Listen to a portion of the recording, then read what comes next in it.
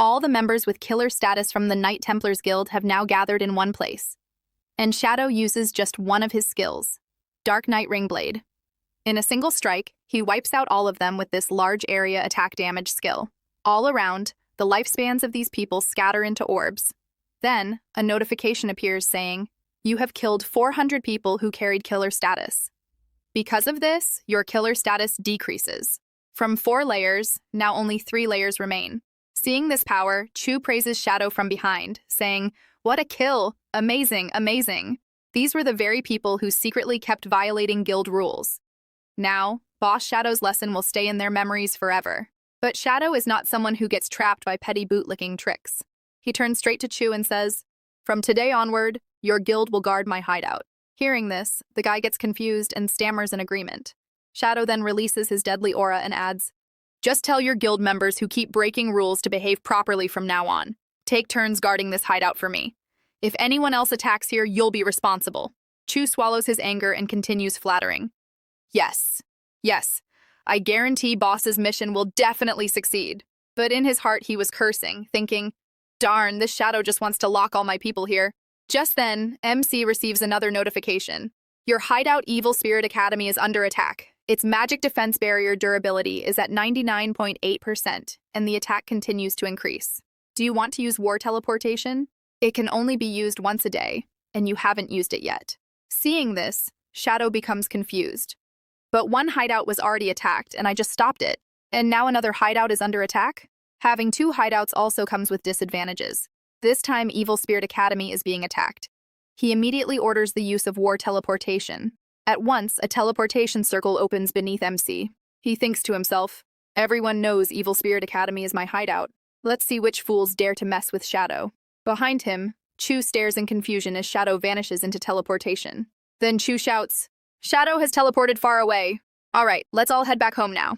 But a fatty in the group says, "Wait, guild leader, didn't Shadow order us to guard this place?" Chu smirks, points to Xiao and says, "Yeah, someone has to guard. From now on, Xiao, you'll be responsible." Shocked, Xiao replies, "Me?" Chu sneers, "Weren't you dreaming of staying here anyway? Now stay and don't go anywhere."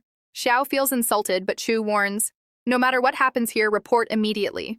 If you leave without permission, I'll drain your entire lifespan." Scene shifts. Inside the Magic City ruins, we see the Evil Spirit Academy, Shadow Guild hideout. A horde of black-scaled thugs with swords charge straight at its gate, shouting, "Brothers, harder! Smash it down in one blow!" On the gate of Shadow Guild, the durability flashes, 51.70% remaining. From the rooftop of a nearby building, a group watches these attackers. One of them scoffs, "Are these guys insane or just desperate enough to anger Shadow?"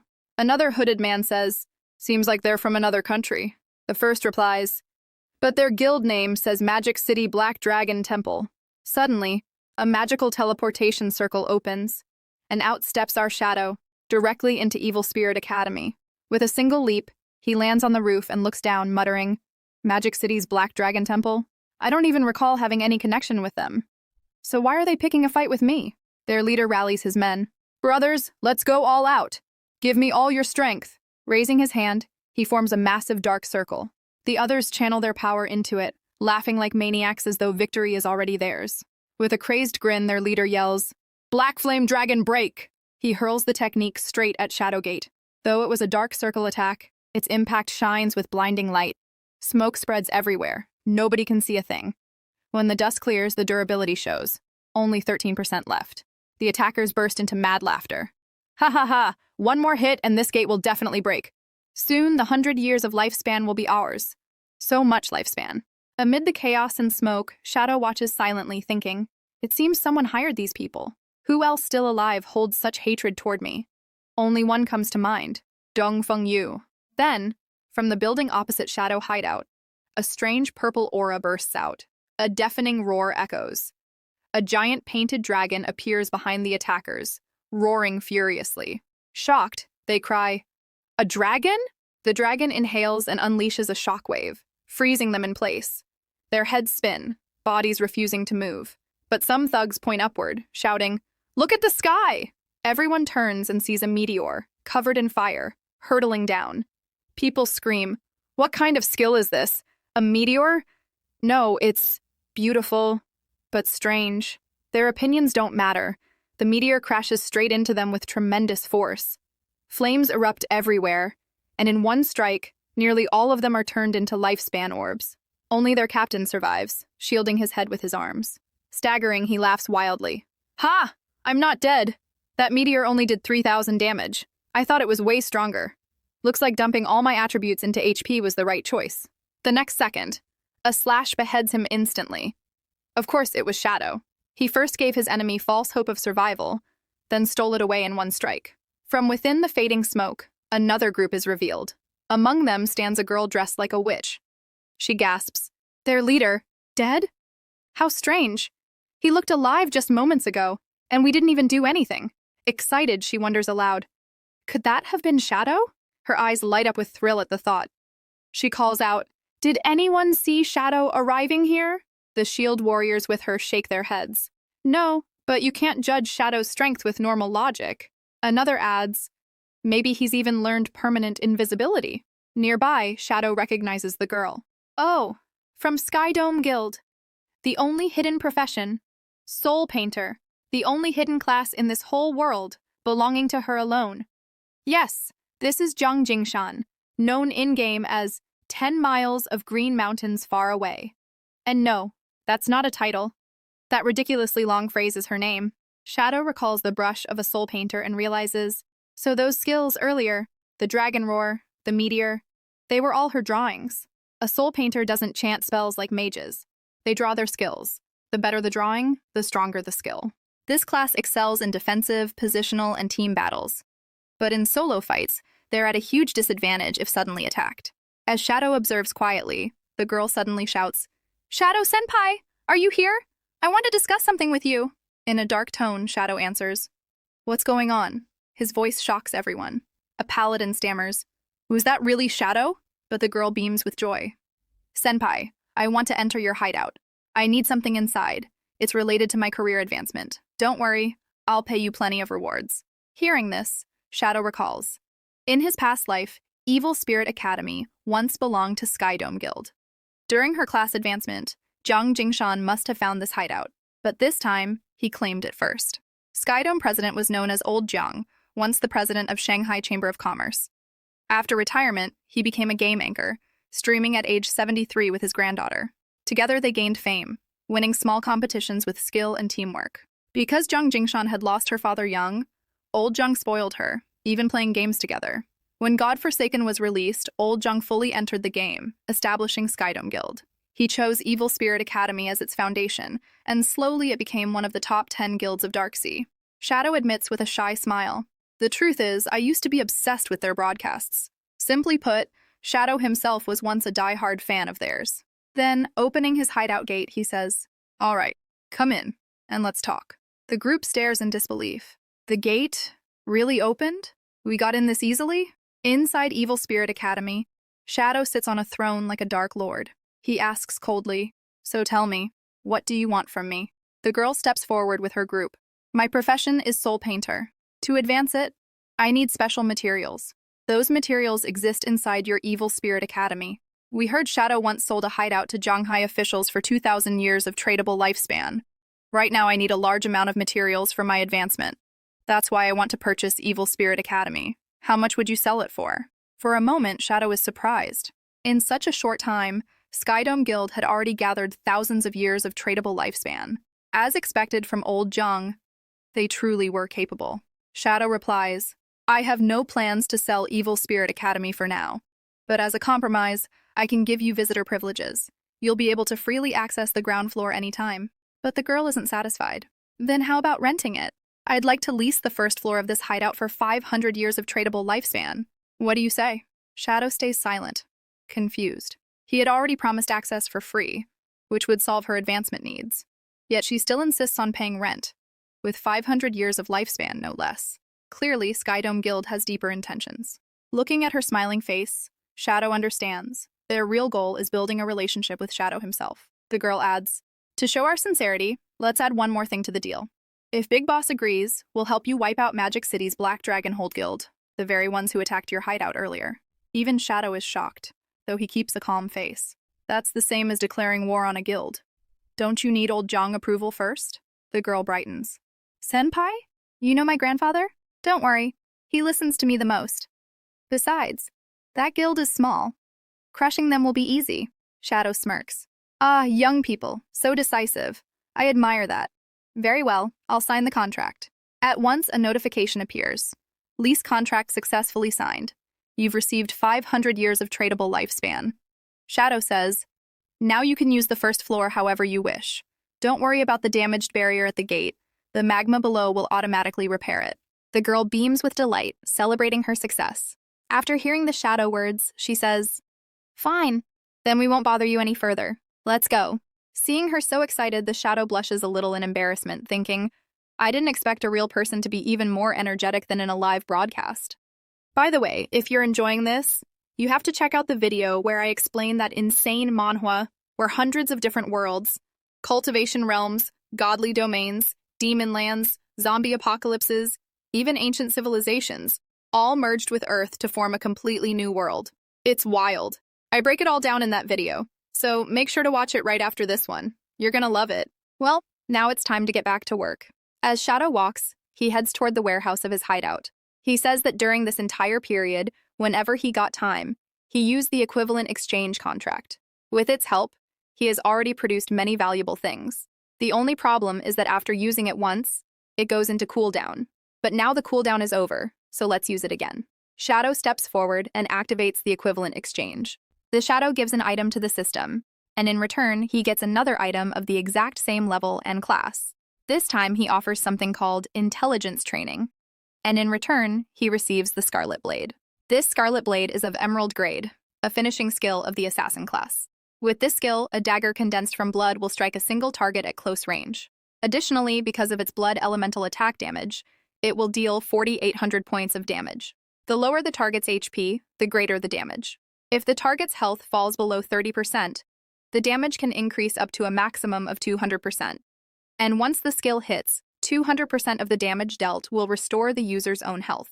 If health is already full, the excess energy will be converted into the shield. Seeing this, the Shadow is completely shocked and exclaims, "Oh, I just got myself a finishing move."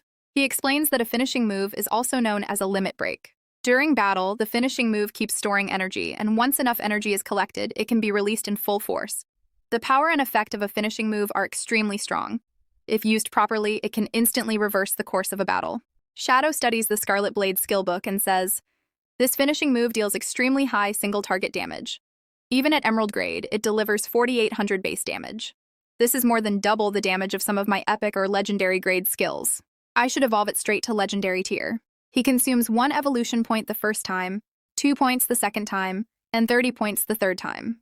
After that, he still has 555 evolution points left. His Crimson Blade has now evolved from Emerald grade to Diamond Epic and finally to Legendary tier. Its additional damage has increased from 4,800 to 6,700 and then all the way up to 9,000. Once it hits, 600% of the dealt damage will restore his health. If health is full, the remaining energy converts directly into a blood elemental shield. Seeing this, the Shadow bursts into loud laughter. He says, if all my other damage increasing bonuses stack on top of this, the damage might even reach 100,000. He celebrates for a while and then says, I still have 555 evolution points left, so let's evolve another mythical skill. The next notification comes. You have consumed 500 evolution points, leaving you with 55. Because of this, the Shadow skill, Darkest Hour, also known as Dark Depths, has evolved from Legendary to Mythical tier. With its passive effect, he used to gain +2 strength levels, but now he will gain +3. Every 3 seconds, the strength level will continue to increase by 1. This skill can now boost stealth level from a maximum of +5 up to +7. In its legendary effect, each stealth level up increased stealth break damage from 200 to 300 points. Now comes the Mythical tier's additional effect. Reaching Mythical tier, it gains 1 more bonus. When the Shadow is in invisible mode, his lifespan loss will decrease by 90%. That means if he had only 100 days of lifespan left and spent them all in stealth mode, only 10 days would actually be consumed. Good example, right? Anyway, let's return to the story. Reading this new effect, Shadow becomes overjoyed. He says, lifespan loss slowing by 90% in stealth mode. Very good. After entering the violent zone, I won't feel any pressure. Now that I've reached level 17, I can finally equip the items I exchanged earlier. First, he takes out the Emerald Veil. and assassin-type equipment. Wearing it increases Constitution by 20, Spirit by 20, and Anti-Stealth by +2. It also grants an 88-point hit rate bonus. Its unique effect, Sharp Eyes, raises his hit rate bonus to 133% for 30 seconds. The cooldown is 120 seconds, but for the MC, it's only 55 seconds. Next, Shadow pulls out Emerald-grade Fragile White Gloves. These add 75 to physical defense, 60 to all elemental resistance, 25 to strength, and 20 to agility. Its special effect reduces HP by 12%, but increases attack power by 30%. Then he equips Invisible Shoes, which are of Jadeite tier. They increase all attributes by 18, boost movement speed by 27%, and add +2 to stealth level. Their special effect, Invisible, erases his collision presence. Finally, he takes out his last piece of equipment, Weather Ring, also Jadeite tier. It increases all attributes by 15, boosts water elemental resistance by 888, and its special effect adds 1,179 points of water elemental damage to every attack. Now we see the Shadow, without hiding his equipment. Striking a cool pose, he says, "Except for my leggings, all my equipment is at least Jade tier. There are so many items here, I'm not going to read out all their names. If you want, you can pause and check them yourself." As soon as the Shadow looks at himself, he freaks out. Immediately hiding all his equipment, he shouts, "Yes, I have to admit, low-level equipment in this game really looks super ugly." He switches back to the default Shadow class appearance, praises his own handsomeness after setting everything, and then says, "Now let's move on to attack the next hideout." The scene then changes. We're shown the outside of Magic City, but remember, this is reality, not the game. Outside a mansion, many guards stand armed with guns. A man drives a car inside the villa, and one of the guards points his gun at the driver, asking, "How many people did you bring this time?" The driver replies, 4. Hearing this, the guard says, "Only that many? Why so few?" The driver explains that these days, not many are willing to sell their lifespan. We see a bus in the background as some people step off. They say, "Come on, we've reached our destination. Get down." A total of 4 people get off the bus. 3 men and 1 woman wearing glasses. One of the men says, "So this is the place where the buyer lives." Another, the one with double batteries, remarks, just as expected from a rich person, "Look at this place. So big, so luxurious." A guard tells the 4 of them, "Wait here. I'll go inform Miss Dongfeng." A bulky, warrior-like man says, "What? You won't even let us come inside and sit?" The man with sunglasses laughs, saying, "Rich folks must think we lower-class people stink." Double battery then urges, "Hurry up. I'm already late for the next buyer." A nearby guard overhears all this and secretly thinks, "You fools, soon you'll be in big trouble." Just then, knocking sounds come from the door beside him. The door opens and out steps Dongfeng Yu with her child. With a haughty attitude, she says to them, "You're the ones here to sell your lifespan, right? Convert your lifespan into balls of light and throw them on the ground." The bulky man replies angrily, "Are you messing with us, madam? You haven't even given us a price for our lifespan, yet you expect us to drop it for free?" Dongfeng Yu, with a cold and dangerous expression, says sharply, "It seems you didn't understand me. Let me repeat. If you don't want to die, then convert your lifespan into light balls and drop them on the ground." At her words, all the guards immediately raise their guns, aiming straight at the 4. Their attitude changes completely, but the 3 men don't seem bothered and remain arrogant. Only the man in sunglasses begins to panic, stammering, "What do you mean?" Then suddenly, he changes his expression and, in a dark tone, sneers, "Are you trying to rob us? Just like we would?" Before anyone can react, a powerful slash comes from nowhere, slicing off the guards' heads in a single strike. None of them even get the chance to fire. All the guards are wiped out instantly. Seeing this, Dongfeng Yu is shocked and confused. She steps forward protectively to shield her child. The man in sunglasses pulls out a bug from somewhere inside his body and sends it forward, saying, "This time we found a fat target." Double battery also charges forward at full speed. We then learn about the sunglasses man's class. It's a hidden profession called insect manipulator. He controls a bug that can be upgraded and strengthened with equipment. Another man shouts, "Come on, brothers, let's strip this woman of everything she's got." At those words, the woman suddenly releases a deadly aura. Because of her skill, her eyes turn purple. With her dark aura spreading, she fixes her lethal gaze straight at Dongfeng Yu.